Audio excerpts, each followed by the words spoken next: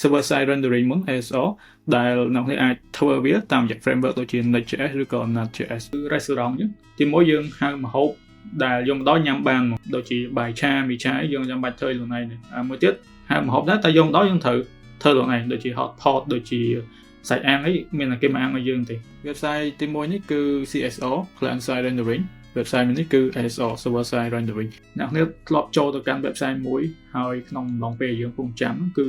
វាចេញ screen ផ្ទាំងពណ៌សឲ្យយើងចាំមុនតែជាបន្តិចបានវាចេញ website មកយើងប្រើហើយ website ខ្លះចូលទៅគឺប្រើបានយកតែម្ដងចឹងឯនេះយើងត្រូវការពិភាក្សាអំពី technology 2ដែលជា technology ដែលពេញនិយមក្នុងការសរសេរ website ដែលយើងនិយាយទៅលើ front end ទៅលើរបៀបដែល browser វា render នៅ web page រូបភាពឲ្យយើងឃើញអញ្ចឹងយើងនិយាយអំពីបច្ចេកវិទ្យា server side rendering ឬយើងហៅកាត់ថា ISO និងបច្ចេកវិទ្យាមួយទៀតយើងហៅថា client side rendering ដែលយើងហៅកាត់ថា CSO អញ្ចឹងយើងចាប់ផ្ដើមពិភាក្សាអំពីបច្ចេកទេសនៅពីក្រោយវាតើរបៀបមួយហ្នឹងវាមានគុណវិបត្តិនិងគុណសម្បត្តិរៀងៗខ្លួនមួយខ្លះតើមកយើងអាចពិភាក្សាថាតើមួយណាវាសមស្របជាងចំពោះ website ដែលអ្នកគ្នា plan និង develop ទៅថ្ងៃក្រោយព្រោះថាការជ្រើសរើស technology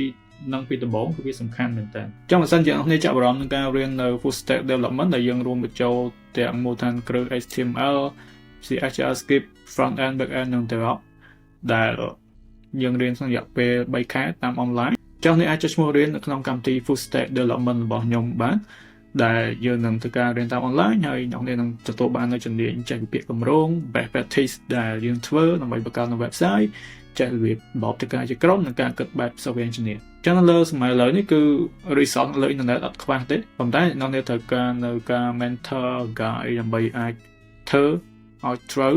នឹងយកទៅប្រើប្រាស់យកជាការបានអញ្ចឹងខ្ញុំនឹង guide អ្នកគ្នានៅក្នុងអំឡុងពេល3ខែហ្នឹងដើម្បីឲ្យអ្នកគ្នាខ្លាចទៅជា full stack developer ទាំងអស់គ្នាអញ្ចឹង complete ចុះឈ្មោះបើសិនជាចាប់អារម្មណ៍អរគុណច្រើនអញ្ចឹងយើងពិភាក្សាអំពី server side rendering មុន ISO ដែលអ្នកគ្នាអាចធ្វើវាតាមរយៈ framework ដូចជា Next.js ឬក៏ Node.js អីជាដើមបាទអញ្ចឹងទីមួយគឺ user គាត់ចូលមកកាន់ browser តាមរយៈ URL មួយគាត់វាយលើ browserចឹងនៅពីក្រោយខ្នងហ្នឹងគឺយើងមាននៅ web server មួយដែលយើង run ចោលដែលចាំទទួល request របស់ user ចឹង server ហ្នឹងមានតួនាទីទៅអីចឹងវាមានតួនាទី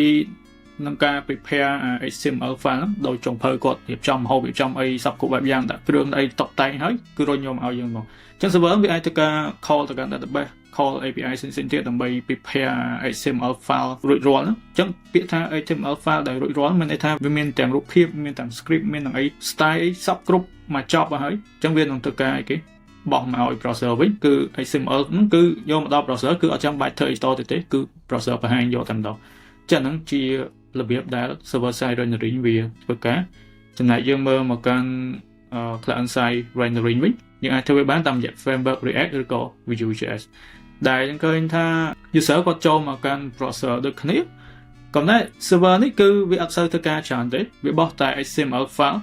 និង JavaScript មួយចំនួនទេហើយវាបោះទៅឲ្យ browser តែម្ដងអញ្ចឹង browser វាជាអ្នកមានតួនាទី execute នៅ JavaScript file ហ្នឹងដើម្បីទាញនៅរូបភាពទាញនៅ script ទាញនៅស្អីផ្សេងទៀតមកបង្ហាញអញ្ចឹងន័យថា browser របស់ client ជាអ្នករៀបចំម្ហូបអញ្ចឹងដោយករណីរបស់យើងគឺករណីដែលយើងអាំងសាច់ខ្លួនឯងទៅខ្លួនឯងដើម្បីញ៉ាំខ្លួនឯងហ្នឹងអញ្ចឹង server វាអត់ដឹងទេវាបោះតែ HTML file ស្រាប់មកឲ្យយើងដែល HTML file គឺវាអត់មាននៅ fully populated វាអត់មាន image third party អីដែលយើង developer គាត់សរសេរព្រោះថា developer គាត់សរសេរជួនកាលវាមាននៅ third party plugin វាមាននៅ image វាមាននៅ style ទាញមកពី CDN ផ្សេងៗហ្នឹងគឺគាត់សរសេរនៅលើ HTML របស់គាត់ហ្នឹងអញ្ចឹង server នេះគឺអត់មានមុខនីតិបញ្ចូលអាហ្នឹងចូលគ្នាឲ្យទៅជាទម្រង់ចុងក្រោយទេគឺវាបោះទម្រង់ដែល developer សរសេរមក browser នេះតែម្ដងអញ្ចឹង browser នេះជាអ្នកតួនាទី execute JavaScript ហ្នឹងទាញ image ទាញ script ទាញស្អីមកពីណាពីណីចម្បាច់ចូលគ្នានៅលើ browser របស់ client របស់ user យើង JavaScript ហ្នឹងគឺវានឹងអីគេវានឹងទៅការទាញ data ផ្សេងៗទៀតឧទាហរណ៍ call API call អីហ្នឹងទៅចឹងក្រោយគឺ browser បានតំណែងគ្រប់ហើយវានឹងបង្ហាញនៅអីគេ web page នឹងឲ្យយើងអានេះបើយើងប្រៀបធៀបទៅដូចយើងទៅ restaurant អញ្ចឹងទីមួយយើងហៅម្ហូបដែលយកមកដល់ញ៉ាំបានមកដូចជាបាយឆាមីឆាយើងចាំបាច់ធ្វើខ្លួនឯងមួយទៀតហៅម្ហូបដែរតែយកមកដល់យើងត្រូវធ្វើខ្លួនឯងដូចជា hot pot ដូចជាសាច់អាំងអីមានតែគេមកអាំងឲ្យយើងទេអញ្ចឹងហ្នឹងវាខុសគ្នាអញ្ចឹង ISO server side rendering យកមកដល់គឺញ៉ាំបានតែម្ដង ចំណែកឯ CSO client side rendering គឺយើងត្រូវធ្វើញ៉ាំខ្លួនឯងមកតង់ទៀតតែសួរថាពីរបៀបនោះវាមានគុណសម្បត្តិនិងគុណវិបត្តិនេះខ្លះអញ្ចឹងសិនជាយើងទៅមើលទៅលើ key characteristic របស់ server side rendering ទីមួយគឺអីគេ time to first byte អានេះជា web optimization matrix មួយអញ្ចឹងយើងអាចនិយាយថាវារៀងយឺតបន្តិចដោយសារតែពេលដែល user គាត់ request មក browser អញ្ចឹង server នេះបើសិនជា server នេះទូចវាអាចរៀងធ្វើការយូរដោយសារតែកម្លាំងវាទូចអញ្ចឹង server នេះវាធ្វើការច្រើន that's small work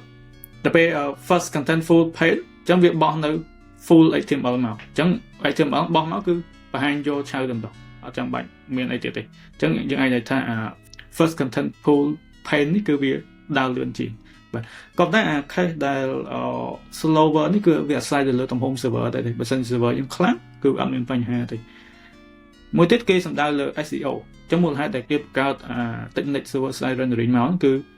តាក់ទងនឹង search engine optimization របៀបដែល website យើងគឺត្រូវបាន search engine ដូចជា Google ដូចជាហើយឯងវាចាប់យកបានលឿននៅពេលយើង search ទៅលើ Google អីអញ្ចឹងវា crawl វា scan មកលើ content របស់ website យើងបានល្អជាងអញ្ចឹង technique server side rendering គឺវាអំណោយផលទៅលើ SEO នឹងខ្លាំងមែនទែនដោយសារតែអីគេដោយសារតែ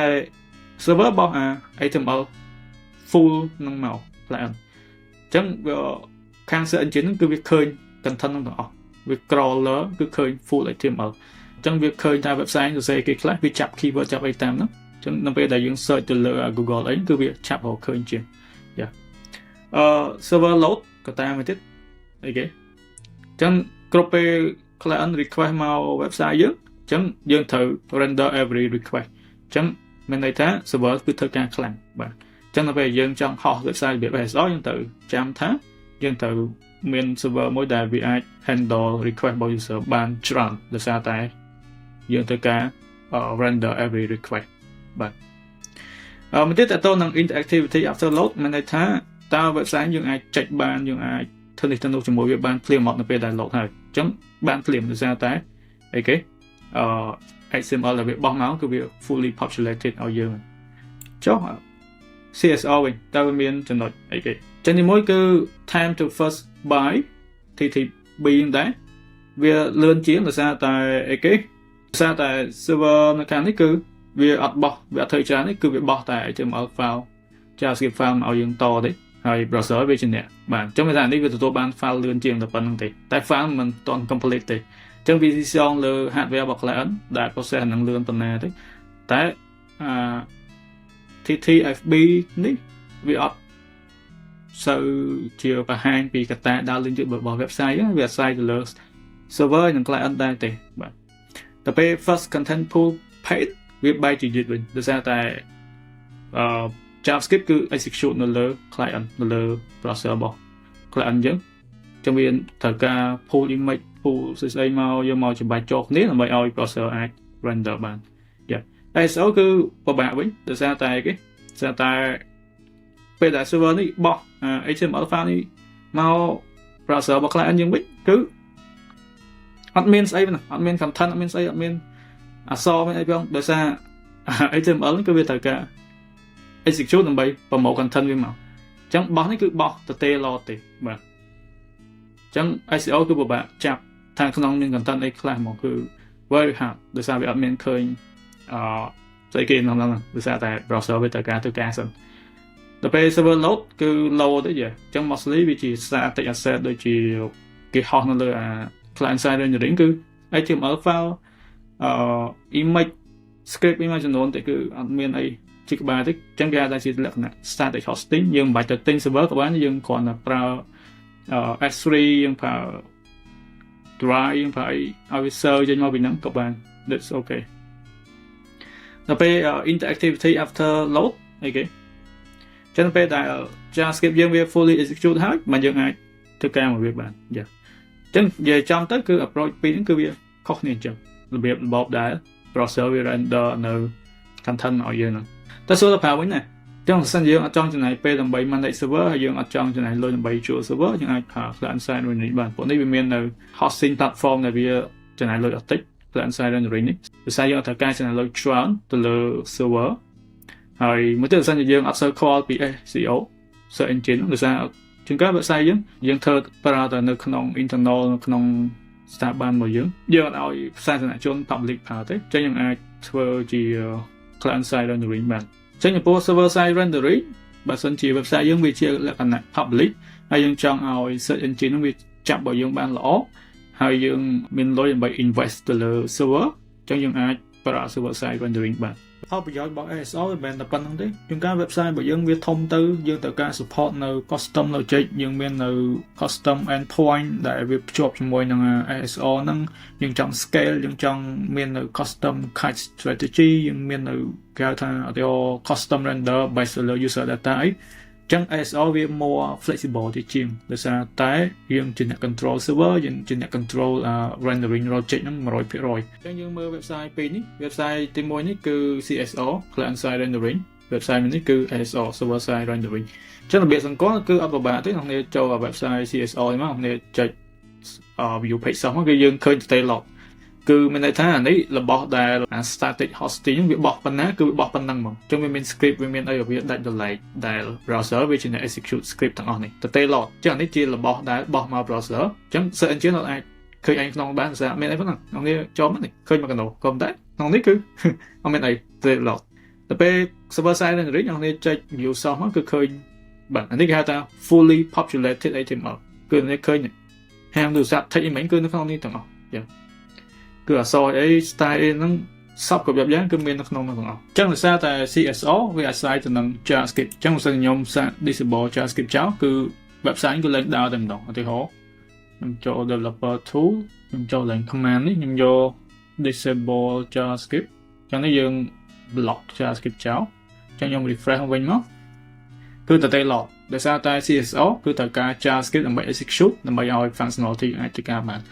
ប៉ុន្តែនៅក្នុង ASO គឺអត់បញ្ហាចឹងខ្ញុំ block JavaScript ចោលខ្ញុំ refresh មកគឺនៅតែដើរធម្មតាបាទសារតែអានេះវាជា fully populated វា send ពី server មកប៉ុណ្ណាគឺប៉ុណ្ណឹងតែម្ដងបាទចឹងនេះគឺនៅតែ work អូខេចឹងអ្នកបានដឹងពីភាពខុសគ្នារវាងពីរហ្នឹងហើយចឹងអ្នកអាចគិតមើលបានថាគួរប្រើមួយណានៅក្នុងករណីដែលអ្នកធ្វើ project ថ្មីចឹងវីដេអូនេះគឺមានតែប៉ុណ្ណឹងអរគុណច្រើនជួបគ្នានៅវីដេអូក្រោយបាយ